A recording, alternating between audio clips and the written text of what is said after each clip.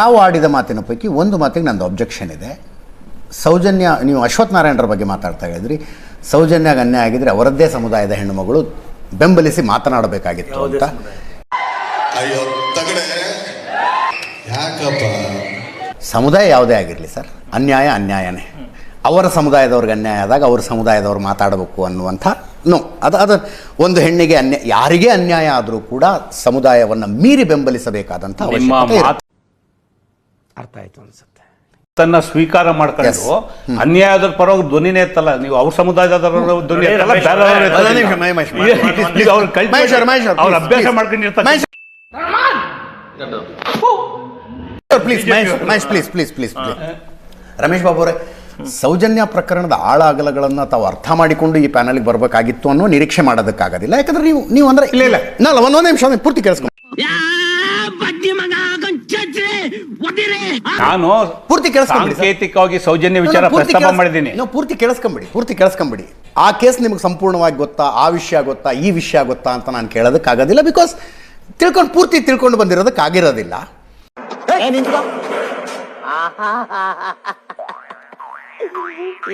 ನಿಮಗೆ ಸೌಜನ್ಯ ವಿಷಯದಲ್ಲಿ ಇನ್ಪುಟ್ ಏನಪ್ಪ ಅಂದರೆ, ಜನ ಏನು ಮಾತಾಡ್ತಾರೆ, ಸೋಷಿಯಲ್ ಮೀಡಿಯಾದಲ್ಲಿ ಏನು ಹರಿದಾಡ್ತಾ ಇದೆ ಅಷ್ಟೇ ಇನ್ಪುಟ್ಟು.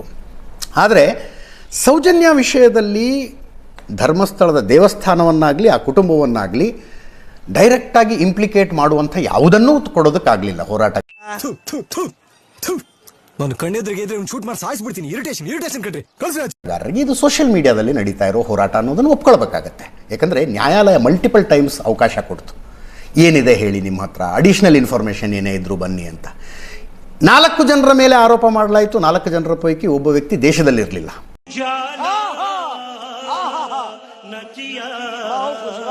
ಇನ್ನು 3 ಜನ ತಾವೇ ನ್ಯಾಯಾಲಯದ ಮುಂದೆ ಹೋಗಿ ಮನವಿ ಮಾಡಿಕೊಳ್ತಾರೆ, ನಮ್ಮದು ನಾರ್ಕೋ ಅನಲೈಸಿಸ್ ಮಾಡಿ ಅಂತ.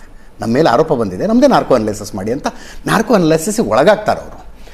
ನನಗೆ ಎಷ್ಟು ಚೀಪ್ ಅನಿಸ್ಬಿಡ್ತು ಅಂದ್ರೆ, ನಿಮ್ಮ ಈ ತರದೆಲ್ಲ ಇದಾರೆ ಜನ. ಅದೂ ಸೇರಿದಂತೆ ಅನೇಕ ಬೆಳವಣಿಗೆಗಳ ನಡೆದಾಗ ಅಂತಿಮವಾಗಿ ತೇಜೋವಧೆಯ ಒಂದು ವ್ಯವಸ್ಥಿತವಾದ ಪ್ರಯತ್ನ ನಡೀತು ಅನ್ನೋದು ಕ್ಲಿಯರ್. ನಾನು ಈ ವ್ಯಕ್ತಿಯ ಹೇಳಿಕೆಯನ್ನು ಅದಕ್ಕೆ ಕಂಪೇರ್ ಮಾಡ್ತಾನೆ ಇಲ್ಲ. ಈ ಲೋಫರ್ ನನ್ನ ಮಕ್ಳು ಇವ್ರಿಬ್ರು ಸೇರ್ಕೊಂಡು ಇವನ್ಕ ದುಡ್ಡು ಕೊಡೋ ನನ್ನ ಮಕ್ಳವ್ರೆ, ಅವ್ರ ಹೆಂಡ್ರು ಮಕ್ಳು ತಣ್ಣಗ ಇರ್ಲಿ. ಈ ವ್ಯಕ್ತಿಯ ಹೇಳಿಕೆಯನ್ನು, ಇದರ ಬಗ್ಗೆ ನಾನು ಆವಾಗಲೇ ಹೇಳಿದೆ, SIT ಮಾಡಿದ್ದೇ ಲೇಟ್ ಆಯ್ತು ಅಂತ. ಇನ್ನು ಸ್ಥಳೀಯ ಪೊಲೀಸರ ಬಗ್ಗೆ ಇನ್ನೂ ಅಬ್ಜೆಕ್ಷನ್ ಇದೆ. ನಂದು ಒಂದೇ ಅನಿಸಿಕೆ, ದಯಮಾಡಿ ತಮ್ಮ ಎತ್ತಿರ್ತಕ್ಕಂಥ ಗಂಭೀರ ವಿಚಾರಗಳಿಗೆ ಉತ್ತರ ಕೊಡೋದಕ್ಕೆ ಅವಕಾಶ ಕೊಡ್ತೀನಿ. ಅವ್ನು ನಮ್ಮ ಪೆದ್ದ ಏನಪ್ಪ ಈಗ ನಿಮ್ಮ ಕತೆ? ಓಕೆ, ದಯವಿಟ್ಟು ನೋಡಿ, ನೀವು ಈಗ ಇಷ್ಟೊತ್ತವರೆಗೂ ಮಾತಾಡೋರಲ್ಲ, ಇಷ್ಟಕ್ಕೂ ಸ್ಪಷ್ಟವಾದಂಥ ಉತ್ತರವನ್ನು ನಾನು ಬಿಡಿ ರಮೇಶ್ ಬಾಬು ಮಾತಾಡ್ತಾ ಇದ್ದಾರೆ, ಕಾಂಗ್ರೆಸ್ನವರು ಅಂತ ನೋಡ್ತೀರಾ. MT ನಾಡಿಯವರು ನಿಮ್ಗೆ ಉತ್ತರ ಕೊಟ್ಟರು, ನೀವು ಗಮನಿಸ್ಲಿಲ್ಲ ಅದನ್ನ. ಈಗ ಅವ್ರು ಮಾತಾಡ್ಬೇಕಾದ್ರೆ ಉತ್ತರ ಕೊಟ್ಟರು. ನೋಡಿ, ಕೊಲೆ ಆದಂಥ ಪ್ರಕರಣದಲ್ಲಿ ಕೇಸ್ ಮುಗ್ದೋಯ್ತು, ಕೇಸ್ ಕ್ಲೋಸ್ಡ್. ಹಲವಾರು ವರ್ಷ ಆದ್ಮೇಲೆ ಕೊಲೆ ಆದವರು ಕೋರ್ಟ್ ಮುಂದೆ ಬಂದು ನಿಂತ್ಕೊಂಡ್ರು ಅಂತ ಹೇಳಿ. ದೇವ್ರು ನಿನ್ಗೆ ಒಳ್ಳೇದು ಮಾಡ್ತದ, ಜನ್ಮಕ್ಕೆ ಹೋಗೋ. That is the system in our judiciary. ನಾನು ಹೇಳ್ತಾ ಇರ್ತಕ್ಕಂಥದ್ದು, ತಾವೇನು ಕನ್ಕ್ಲೂಷನ್ ಬಂದಿದ್ದೀರಾ, ಎನಿ ಮೂಮೆಂಟ್. ಈಗ CBIನವರು ರಿಪೋರ್ಟ್ ಹಾಕಿದ್ದಾರೆ, ಯಾರೋ ಒಬ್ಬನ ಆರೋಪಿ ಮಾಡಿದ್ರು, ಅವ್ದಿಲ್ಲ ಅಂತ ಆಯ್ತು, ಅಕ್ವಿಟ್ ಆಯ್ತು, ಅದೆಲ್ಲ ಆಯ್ತು. ಅಟ್ ದ ಸೇಮ್ ಟೈಮ್ ಸಂದರ್ಭಗಳು ಯಾವ ರೀತಿ ಬೇಕಾದ್ರೂ ಓಪನ್ ಆಗ್ಬೋದು. Why you ask all these questions? What is why you asking? ನೀವು ಕರಾಬರೇಟಿವ್ ಎವಿಡೆನ್ಸ್ ಅಂತ ಹೇಳ್ತೀವಿ. ಇವತ್ತಿಗೆ ಅದೇ ನಡೀತಾ ಇರ್ತಕ್ಕಂಥದ್ದು. ಈಗ ಬಂದಿರತಕ್ಕಂಥ ದೂರ ಇದೆಯಲ್ಲ, ನಾನು ಯಾರು ತೇಜೋವಧೆ ಮಾಡೋದು ಇಂಥವ್ರು ಅಪರಾಧಿಗಳು ಅಂತ ನಾನು ಹೇಳ್ತಾ ಇಲ್ಲ. ಪ್ರಕರಣಗಳು ಯಾವ ರೀತಿ ಡಿಬೇಟ್ ಆಗ್ತವೆ, ತನಿಖೆಗಳು ಯಾವ ರೀತಿ ಓಪನ್ ಆಗ್ತವೆ ಅಂತೇಳಿ ಕರ್ನಾಟಕ. ನೀನ್ 7 ಮಿಂಡ್ರಿ ಆದ್ರೆ ನಾನು 14 ಮಿಂಡ್ರಿ. ಕರ್ನಾಟಕದಲ್ಲೇ ಒಂದು ಪ್ರಕರಣದಲ್ಲಿ ಇತ್ತೀಚೆಗೆ ಯಾರ್ದೋ ಅವ್ನು ಮರ್ಡರ್ ಕೇಸಲ್ಲಿ ಅಕ್ವಿಟ್ ಮಾಡಿ ಅವ್ನು ಜೈಲಲ್ಲಿದ್ದ, ಅವನು ಅಲ್ವೇ ಅಲ್ಲ ಅಂತೇಳಿ ಯಾರೋ ಬಂದು ಹೇಳಿದ್ರು. ಆಮೇಲೆ ಅವ್ರನ್ನೀಗ ಆಚೆ ಬಿಟ್ಟರು. ಅವ್ರೀಗ ನಷ್ಟ ಪರಿಹಾರಕ್ಕೆ ಕೇಸ್ ಹಾಕೊಂಡಿದ್ದಾರೆ. ಅದು ಒಂದು ಕಡೆ. ಅಂದರೆ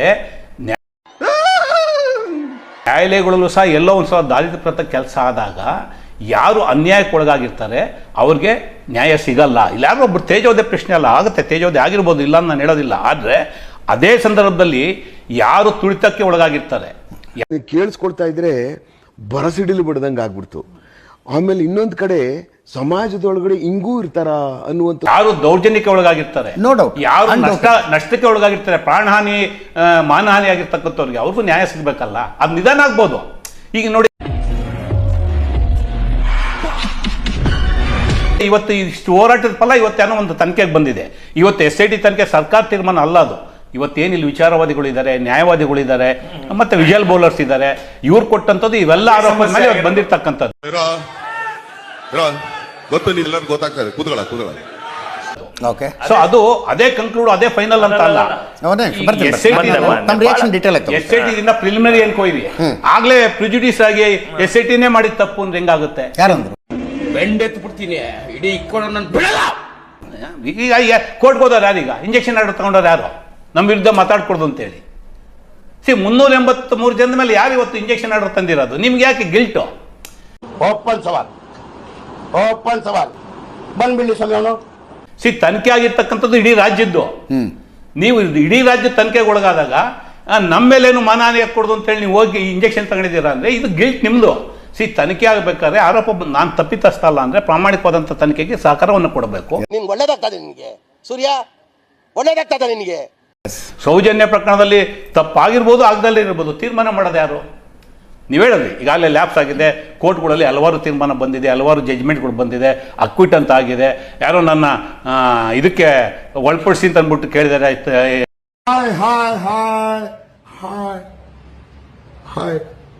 ತನಿಖೆಗೆ ಎಲ್ಲ ಕರೆಕ್ಟು.